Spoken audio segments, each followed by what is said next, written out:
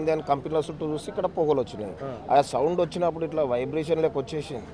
అంటే ఎంత పెద్ద బ్లాస్ట్ జరిగింది. ఇక్కడ పని చేస్తున్న వాళ్ళు దాదాపు 100 మీటర్ల దూరం పడిపోయారు.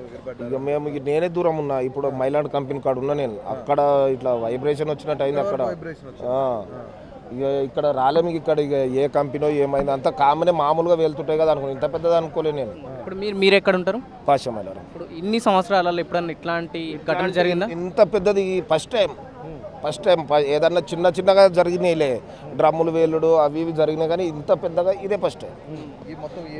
ఈ ఏరియాలో ఇదే పెద్దది, ఇప్పుడు చాలా పెద్దది. మీకు సంబంధించిన వాళ్ళు ఎవరు? లేరు.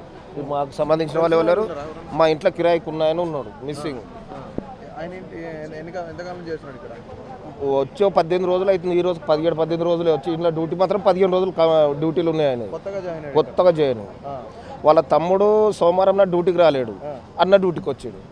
తమ్ముడు ఉండిపోయింది ఇంటికాడ. వాళ్ళ అన్న మిస్సింగ్. ఏ సెక్షన్లో చేస్తాడో తెలియదు మనకు. కిరాయికి ఉంటాడు నా ఇంట్లోనే.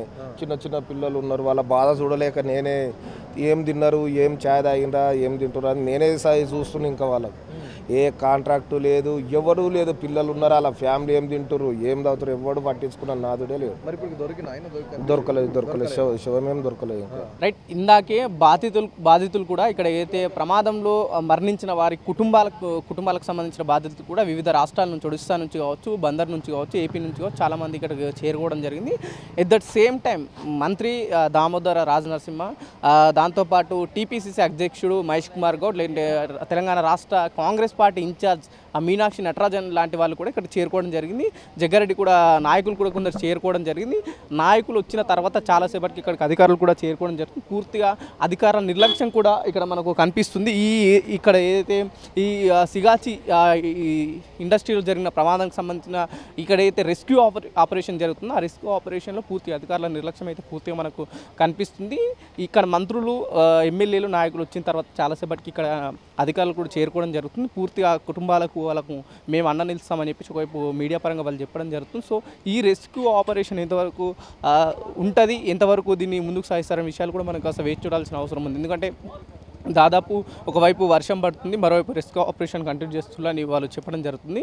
సో ఇది ఇంకా కంటిన్యూ అయ్యే అవకాశాలు. ఎందుకంటే బాధిత కుటుంబాల వైపు వాళ్ళు రోధిస్తున్నారు. మా ఎక్కడైతే హాస్పిటల్లో మీరు ఇచ్చిన లిస్ట్ ప్రకారం మా కుటుంబ సభ్యులకు సంబంధించిన లిస్ట్ హాస్పిటల్లో లేదు, ఇక్కడ ఉన్న వాళ్ళు కూడా లేరు, మాకు DNA టెస్ట్ ఇక్కడ కూడా దొరకట్లేవు అని చెప్పేసి వాళ్ళు రోధిస్తున్నారు. అట్లీస్ట్ మాకు ఆ బాడీలు ఇచ్చినా సరే మేము ఇక్కడ నుంచి వెళ్తామని చెప్పేసి ఇక్కడికి వచ్చిన ఆ కుటుంబానికి సంబంధించిన బాధితులు కూడా ఆ ఏడవని కూడా మనం విజువల్లో చూద్దాం ఎంతవరకు ప్రభుత్వం దీన్ని సీరియస్గా తీసుకుంటుంది. ఇక్కడ కూడా ఈ కంపెనీకి సంబంధించిన మేనేజ్మెంట్ దానికి రెస్పాన్స్ కూడా లేదు. ఇక్కడ ఎవరు కూడా కనిపించట్లేరు.